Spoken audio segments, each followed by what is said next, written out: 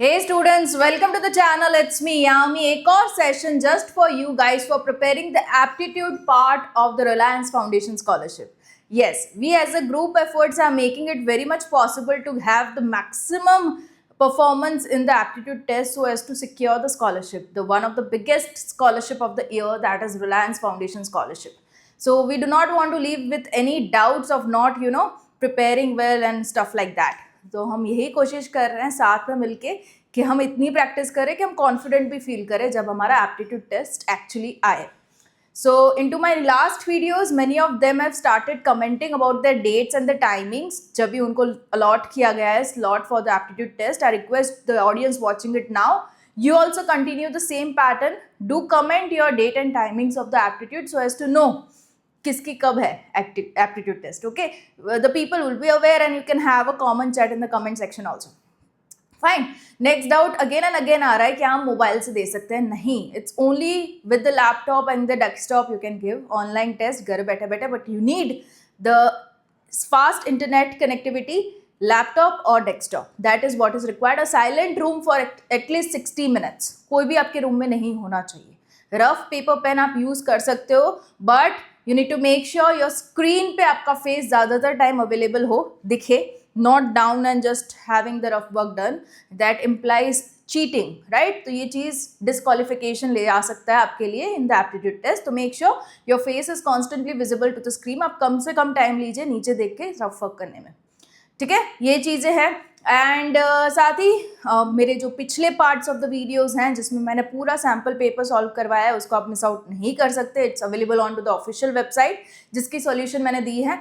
आप बिल्कुल से वो देख लीजिए ताकि आपको आइडिया लग पाए कि किस तरीके के क्वेश्चंस आ सकते हैं and what will be the difficulty level. साथ ही उसी पैटर्न के दूसरे जो क्वेश्चंस हैं वो मैंने स्टार्ट किया सॉल्व करवाने के, of the similar difficulty level and similar patterns. So आज मैं जो क्वेश्चंस लेने जा रही हूँ, it's again from the verbal ability part, जहाँ पे हम देखेंगे पहले तो कि वर्ड्स के मीनिंग्स आपको ढूंढने हैं from the 4 options. A word will be given in the sentence. Okay, उसके मीनिंग, जैसे वो सैम्पल पेपर में रेजिस्टेंस वाला जो था एग्जाम्पल, उसी टाइप के दूसरे मैंने लिए हैं. साथ ही दूसरे सेट ऑफ क्वेश्चंस इसी में है जो है active to passive conversions. Okay, वो भी एक था सैम्पल पेपर में, तो उसी डिफिकल्टी लेवल का मैंने यहाँ पे लिया है कुछ set of questions, so that it can help you practice well and gain the confidence. Okay, so let's begin with today's session. आप बिल्कुल ही playlist को check कीजिए, नीचे available है in the description box. Any one of you who have not yet applied for the Reliance Foundation Scholarship, the date has been extended till 7th of October. So make the best use out of it. Apply it really soon. Okay, let's go with the solution part of today's session. So here we go with the very first question, जहाँ पे लिखा गया है कि आपको जो word highlighted है यहाँ पे, उसका मीनिंग ढूंढना है from the 4 options. You can see the bold this thing word, right. उसका मीनिंग आपको 4 ऑप्शन में से ढूंढना है. Now into this I would like to suggest you with a pro tip which I can give you. We very well know English is a language into which you have multiple number of words and सभी का meaning अपने को पता हो वो ज़रूरी नहीं है. Not even me, not even any of the geniuses in the market और द फील्ड. ओके, सभी को सभी मीनिंग्स पता ज़रूरी नहीं है. So it's purely on to luck and थोड़ा सा कॉमन सेंस, दोनों को कॉम्बिनेशन होके आप ये क्वेश्चंस को सॉल्व कर सकते हो. कैसे, तो आप बता दूं. अगर लक इसलिए क्योंकि अगर आपके बाई चांस प्रैक्टिस में सेम वर्ड्स आ गए और वही पूछा गया है एप्टीट्यूड में, तो it's your luck. Otherwise common sense में ये देखिएगा कि आपको जो 4 ऑप्शंस दिए गए हैं उसमें से एक ऑप्शन होगा जो थोड़ा सा हटके होगा in comparison to the meaning of the other 3. So ये भी अगर आप रिकॉग्नाइज कर लोगे तो कहीं ना कहीं you can sort with the answer. But I am telling you there are negative markings in the exam, right. So don't take chance blindly. ऐसा नहीं अटेम्प्ट करना ही करना है. Only if you are 95% sure go with the attempt, otherwise leave the question. Okay, ये वाला question particularly मैं बात कर रही हूँ. So here is the question. His speech was so eloquent that the audience gave him a standing ovation. अभी इसका meaning ऐसे जो हमें पता नहीं है, मान लेते हैं, बट हमें सेंटेंस से ये पता चल रहा है उसकी स्पीच बहुत ही अच्छी थी एंड ऑडियंस ने खड़े होकर तालियां बजाई उसके लिए, ये हमें पता चल रहा है. तो अच्छी स्पीच मतलब एक पॉजिटिव वर्ड, राइट. तो यहाँ पे आप देख सकते हो शॉर्ट, डल और बोरिंग, ये तीनों कहीं हद तक नेगेटिव साइड जाता है meaning, right. So the only word persuasive, okay, which means ऐसे वर्ड्स जो सामने वाले को कन्विंसिंग लगे, एक बिलीफ में ऐड ऑन कर पाए। मतलब आप किसी को समझाने कुछ बैठे हो एंड सही में वो समझ जाए, ओके, वैसे वाले words is what persuasive, okay, that quality is persuasive. तो ये है सही ऑप्शन। सो आप इस तरीके के चूज कर सकते हो कि दूसरे जो तीनों ऑप्शन होंगे वो अलग होंगे, एक ही होगा जो कहीं ना कहीं स्टैंड आउट करेगा, तो that can go with the right answer. So this is the one. She is known for her benevolent attitude towards the poor. अभी वो किसी चीज के लिए बहुत ही पहचान में आती है, बहुत ही रिकॉग्नाइज होती है, पॉपुलर है, कि उसका जो एटीट्यूड है पुअर की तरफ, गरीबों की तरफ, उसकी वजह से, उस रीजन की वजह से, मतलब ये कहीं ना कहीं कोई अच्छा एटीट्यूड है, पॉजिटिव वर्ड है ये हमें पता चल रहा है, बेनेवोलेंट। ओके, सो इनमें से आप देखोगे ये नेगेटिव वर्ड है, रूड, एरोगेंट नेगेटिव है, सेल्फिश नेगेटिव है, kind is a positive word. Okay, so इसका मीनिंग ऐसे हमें पता ना हो, बट सेंटेंस से हम कोई ना कोई मीनिंग निकाल पाए और उसको फिर मैच कर पाए with the relevant answer in the option. Possible? Yes, very much possible. The teacher was impressed by his meticulous work. Now this is the word. Impress हुए हैं मतलब कोई अच्छा वर्क है, it's a positive work, right? इतना पता चल रहा है। Vague is रफ वाला, hurried नहीं हो सकता, किसी hurried वर्क में आप सही परफॉर्म नहीं कर पाते, so ये टिक मार्क नहीं लगेगा, ये क्रॉस लगेगा, ठीक है। Careless again is a negative word, right? तो detailed is what is meticulous. Meticulous मतलब एकदम बारीकी से काम करना, is meticulous, that is detailed. Okay, despite the difficulties she remained optimistic about the future. ये वर्ड हम काफी बारी सुन चुके हैं, okay, into the speech of the famous speakers and all. Optimistic is a common word जहाँ पे कहा जाता है टू बी पॉजिटिव और होपफुल, आशा रख के बैठना, ऐसा नहीं आशा छोड़ देना, is opposite of optimistic, right? So it's the meaning is hopeful, but otherwise भी आप देखो इसके meaning, doubtful is a negative word, fearful negative, angry is a negative, the only option goes positive is hopeful, right? So that is the one. इस तरीके से आप meaning को निकाल सकते हो। His handwriting is so illegible that no one can read it. Now illegible is a negative word, ये पता चल रहा है अपने को, क्योंकि कोई इसको पढ़ ही नहीं पाता है, वैसे handwriting है, मतलब वो क्या हो गए, unreadable, simple। बाकी तीन ऑप्शन देखो, क्लियर होता तो सब पढ़ ही पाते, रीडेबल होता तो सब पढ़ पाते, ब्यूटीफुल होते तब भी सब पढ़ पाते, right? So it's unreadable. The managers candid response surprised everyone. अब कैंडिड आपने ज़्यादातर ये वर्ड सुना होगा कहाँ, फोटोज़ में। हमने अपने कैंडिड फोटोज़ लिए हैं।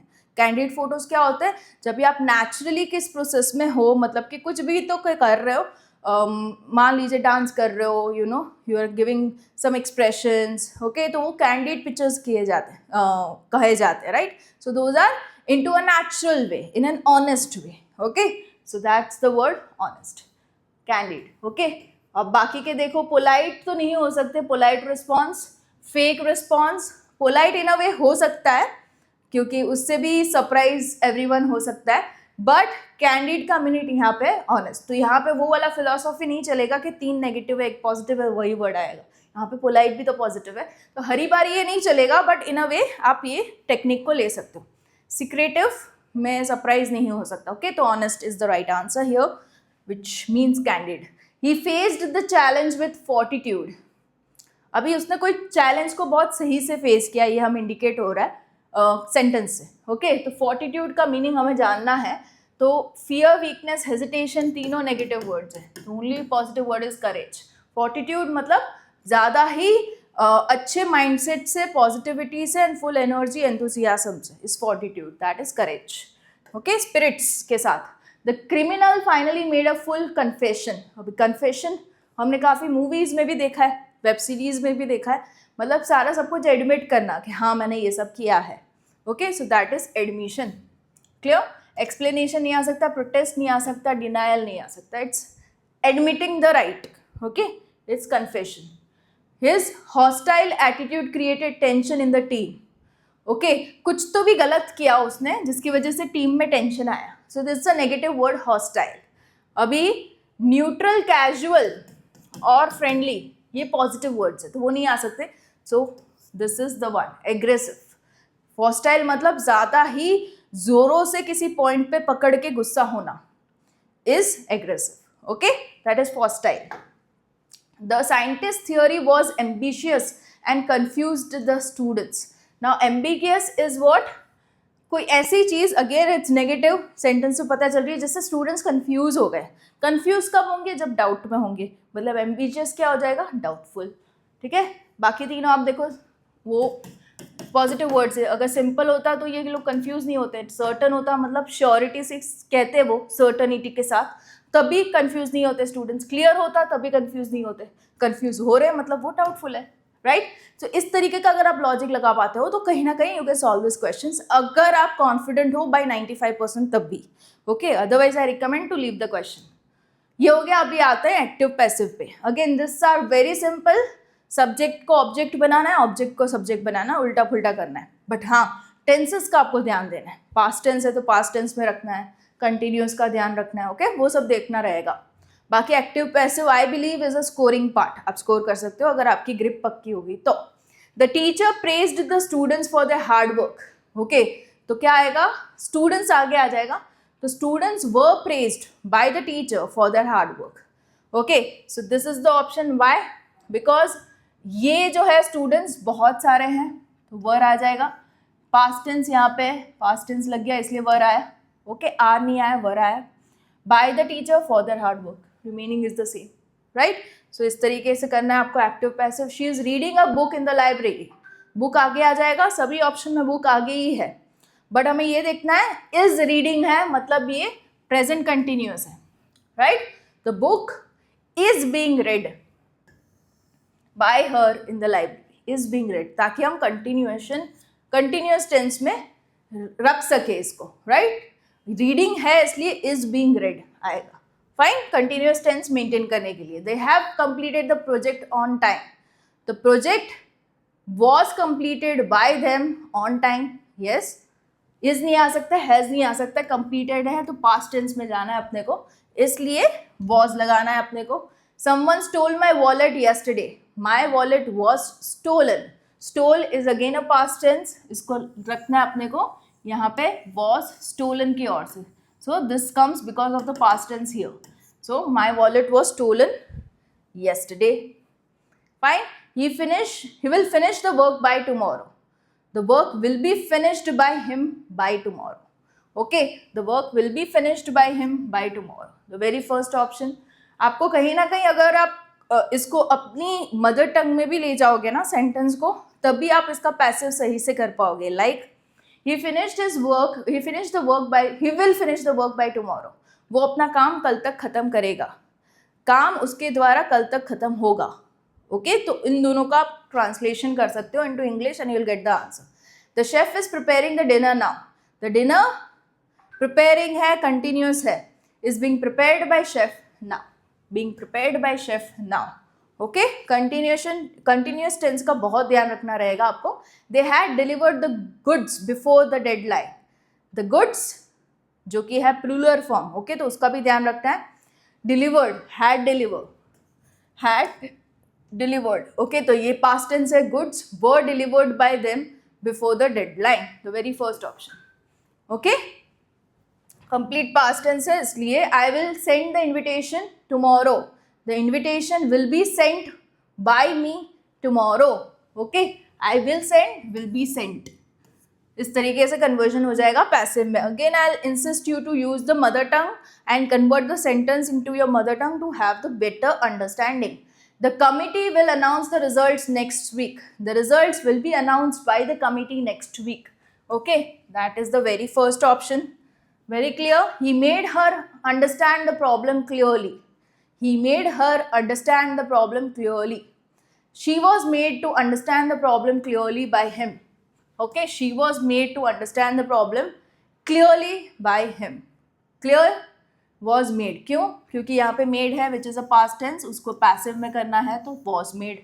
ओके, सो इस तरीके से आप प्रैक्टिस करते रहोगे एक्टिव पैसिव की, इमीडिएटली आपको स्ट्राइक होता जाएगा. Okay, so let's keep this much as of today. Okay, and the next session अभी जो मैं लूँगी into my next parts, I will make it sure to continue till 10th of October ताकि आपकी सही से प्रैक्टिस हो पाए. काफ़ी कमेंट्स भी आ रही है demanding the videos regular basis पे, तो I'll make sure I'll put at least one video each day. हो सकेगा तो 2. Okay? And next part I'll go with the analytical part.